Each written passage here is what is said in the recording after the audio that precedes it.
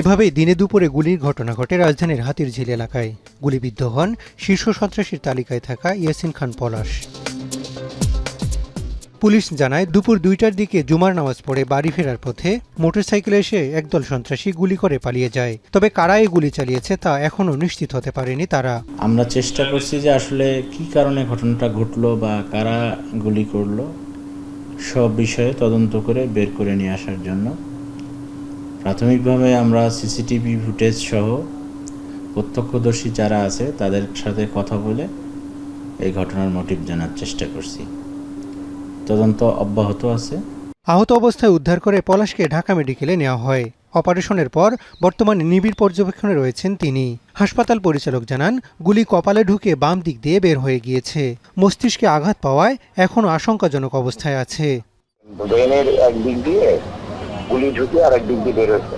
তাহলে এই ধরনের পেশেন্ট আমরা সার্জারি করেছি, হ্যাঁ, নিউরোসার্জনরা সার্জারি করেছে, গুলি বের করে পর্যবেক্ষণ আইসিইউতে আছে, আইসিইউতে ক্রিটিক্যাল কেয়ারে আছে। এ নিয়ে গণমাধ্যমে কথা বলতে চাননি পলাশের স্বজনরা। হাসান আল মাহমুদ, এখন, ঢাকা।